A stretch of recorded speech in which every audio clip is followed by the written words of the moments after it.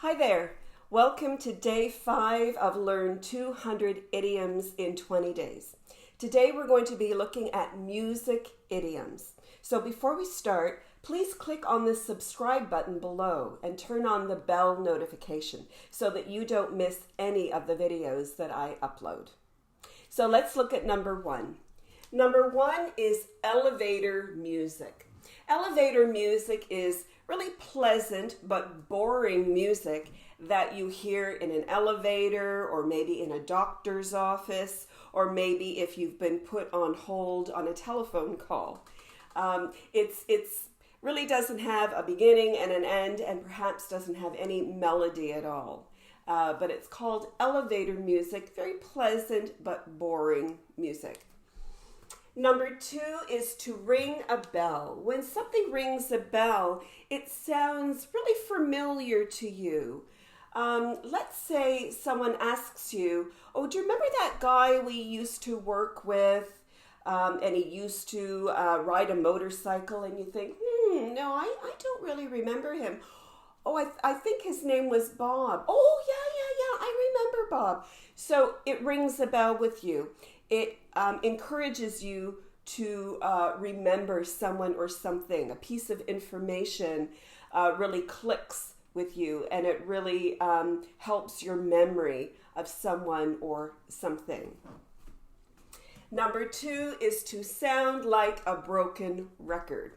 When someone sounds like a broken record, they repeat the same thing over and over and over again.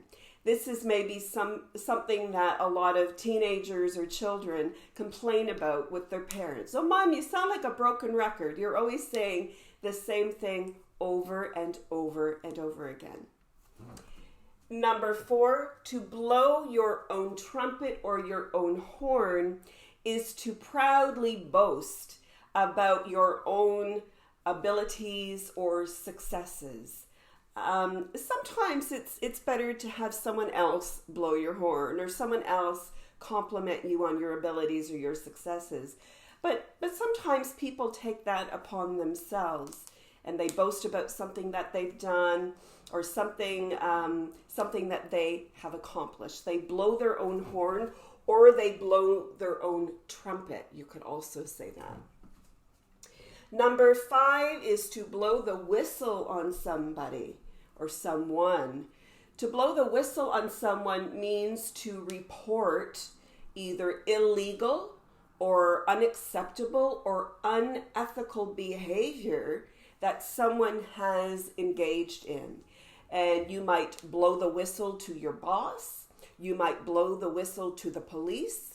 So you're blowing the whistle on somebody for their behavior, and you're telling someone who is in a position of authority. So to blow the whistle on someone, that's a verb. And if you do that, people call you a whistleblower. You are someone who exposed someone's illegal or unethical behavior. Number 6, it takes 2 to tango. If there is a situation, perhaps a broken relationship, when we say it takes 2 to tango, it means that perhaps there is blame on both sides of a relationship, that the relationship is now broken or compromised in some way.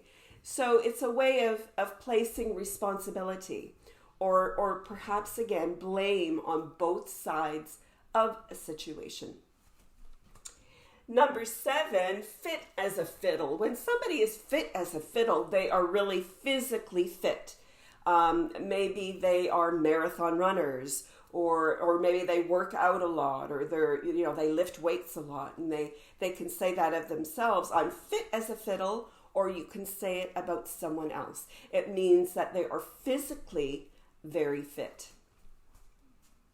Number 8, music to my ears. When something is music to your ears, someone is telling you something that you want to hear.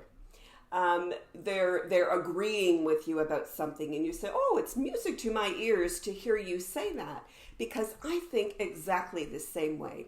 So when someone is telling you something that you really want to hear, that is kind of in agreement with the way that you think or the things that you say.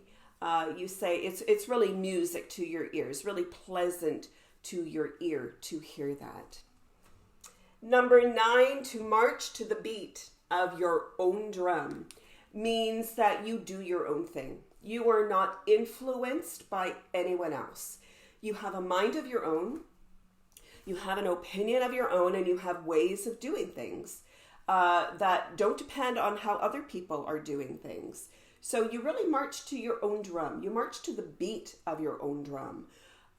You are not influenced by what other people say or what other people do. You are really rather independent in thought and in behavior. And number 10, to play by ear. You use this expression when you don't have any plan. You really don't know what you're going to do. Let's say a friend is coming over to visit you. And you wanted to just wanted to share something with this friend. You wanted to tell this friend something. Maybe it's a positive information, or maybe it's something negative. Maybe someone has, a very close friend has died or something, and you need to break the news to this friend. And someone else asks you, well, how are you going to tell her what happened? And you say, I really don't know. I'm just going to play it by ear. I'm just going to react in the moment. I'm not going to plan what I'm going to say. I'm just going to see how I feel at that time, and I will express myself at that moment with no preparation and really no plan of what I'm going to say. You're going to react in the moment when you play something by ear. So those are the first, this is part 1 of this particular topic of music idioms. Tomorrow, or next time, I will do part 2. Okay, so thanks so much for joining me today. Remember to subscribe down below, and I will put all of the notes in the description area down below as well. So remember, the key to improving your English is to review and use in order to remember. Okay, I'll see you next time. Have a great day.